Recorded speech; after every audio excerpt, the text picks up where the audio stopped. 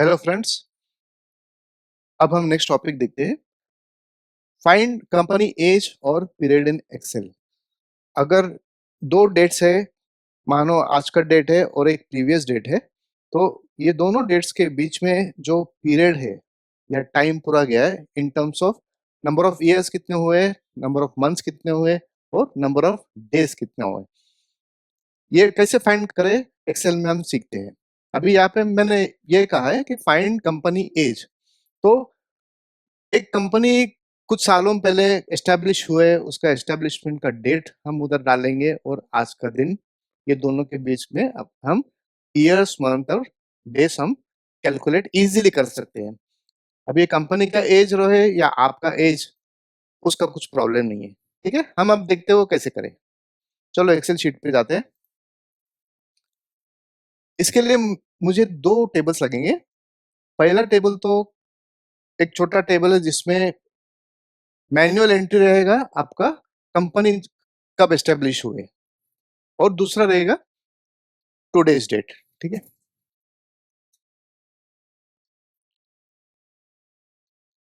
अब आप देख रहे हैं लाइव एक टेबल कैसे हम इजीली तैयार कर सकते हैं।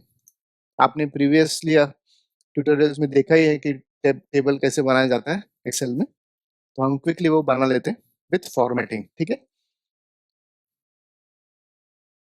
ये हमने टेबल के टाइटल्स लिखे हैं।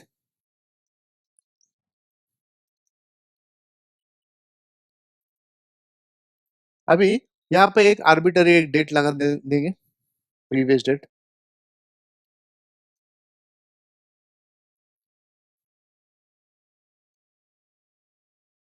Twenty four 04/2001।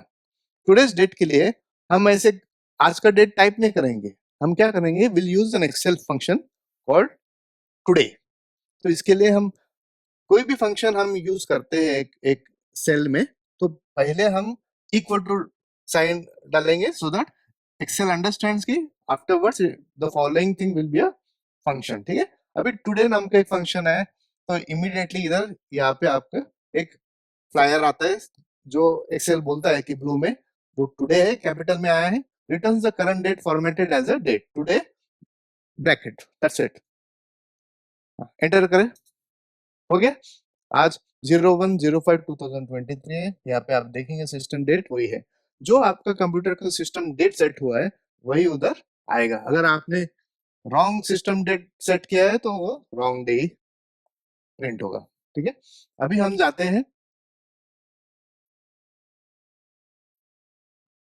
Format as table जो है स्टाइल्स में। इमीडिएटली एक टेबल को हम सेलेक्ट कर लेंगे, ओके बोलेंगे, हो गया टेबल। आपके सामने लाइव टेबल हो गया विथ फॉर्मेटिंग, बराबर। आपको फॉर्मेट करने की भी जरूरत नहीं पड़ी। दूसरा टेबल हम यहाँ पे बनाएंगे जो पीरियड कैलकुलेशन करने के बाद हमें नंबर ऑफ ईयर्स देगा, नंबर ऑफ मंथ्स देगा और नंबर ऑफ डेज देगा। जैसे अपना बर्थ डेट होता है या कोई भी डेट होता है, तो कैसे अभी इंडिया में कैसे फॉर्मेट है, DD-MM-YYYY। ठीक है, ये अपना डेट का फॉर्मेट है।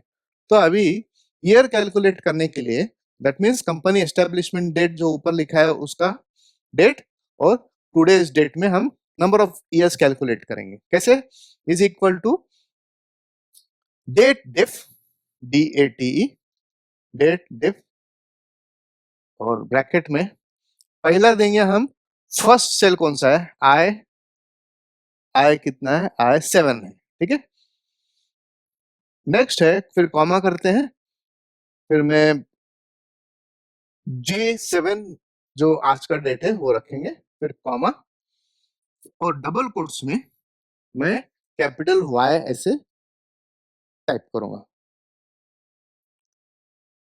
एक मिनट, ठीक है। अगर आपको इधर टाइपिंग मिस्टेक हो जाता है तो आप यहाँ पे फंक्शन ऊपर इफेक्ट्स में जाके आप इजीली चेंज वहां पे भी कर सकते हैं।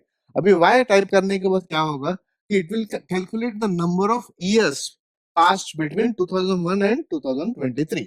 अभी ब्रैकेट क्लोज किया मैंने, अभी एंटर करता हूँ। ठीक है, कितना है, 22 साल हो गए, बराबर। नेक्स्ट इज वो सेम डेट फंक्शन ही यूज करना है, सिर्फ उसमें थोड़ा सा फॉर्मेटिंग चेंज कर रहे हैं। डेट डिफ ब्रैकेट में फिर से हम I7 डालेंगे, फिर J7 डालेंगे, कॉमा, और डबल कोट्स में number of years y divided करने की जरूरत नहीं, उसके बाद मंथ लिखना है m।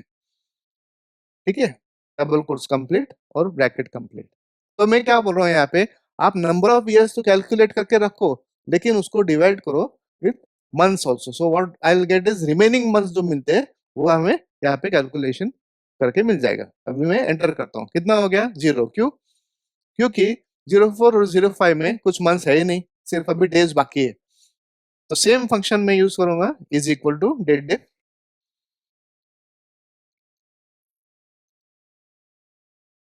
I7 comma J7 comma double quotes में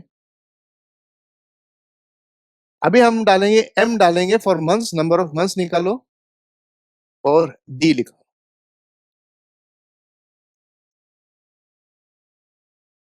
आप यहाँ पे कैपिटल में भी लिख सकते हैं, स्मॉल में भी लिख सकते हैं, एक्सेल विल मैनेज इट। अब मैं नंबर ऑफ मंथ्स निकाल दो बोल रहा हूँ, और उसके उसके बाद जो भी बचा हुआ डेज है वो मुझे यहाँ पे प्रिंट करो। तो एंटर करता हूँ 7, तो आप देखेंगे बराबर 7 डेज बाकी है। अभी ऊपर का जो कंपनी एस्टेब्लिशमेंट डेट है, ये कुछ कोई भी चेंज करेंगे आप, लेटेस्ट से आपने ईयर चेंज किया तो आप देखेंगे नीचे नंबर ऑफ ईयर्स कैसे चेंज हो जाएगा।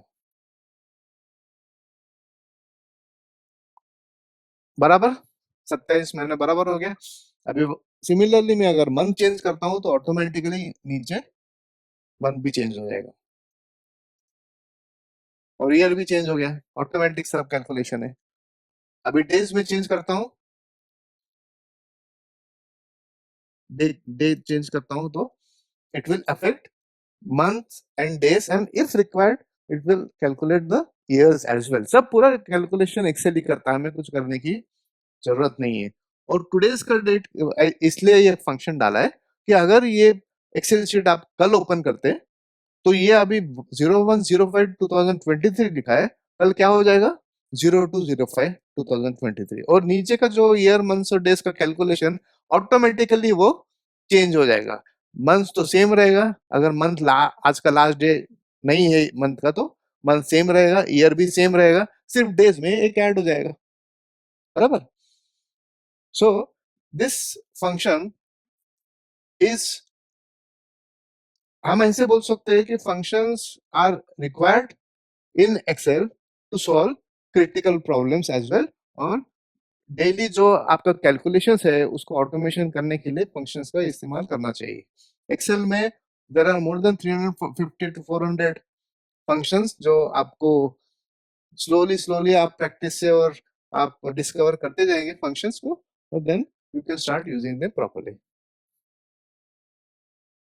अभी आपने यहाँ पे देखा होगा कि ये फंक्शन एफएक्स का जो ये है, इसमें डिफ table for company establishment date और comma table for today's date ऐसे टाइटल सेलेक्ट किया है। ठीक है, अभी table, because it is a table, we have assigned a template और फॉर्मेट, टेबल फॉर्मेट हमने असाइन किया, इसीलिए वो डिस्टिंग्विश करता है कि ये भाई ये टेबल है। लेकिन नीचे आप जाएंगे देखेंगे कि नीचे टेबल नहीं है, नीचे इट इज जस्ट सेल्स। ठीक है, तो इसलिए यहाँ पे सेल्स में टेबल का मेंशन नहीं है, सिर्फ सेल जो सेल का जो एड्रेस होता है वो ही मेंशन है, I7 और J7 ऐसे मेंशन है। ठीक है, सो कैलकुलेशंस करने के लिए it is sufficient whether it is a table और whether it is a normal cell, दोनों में वो कैलकुलेशन बराबर कर लेता है। ठीक है, so this is a good start for using functions. Okay, thank you.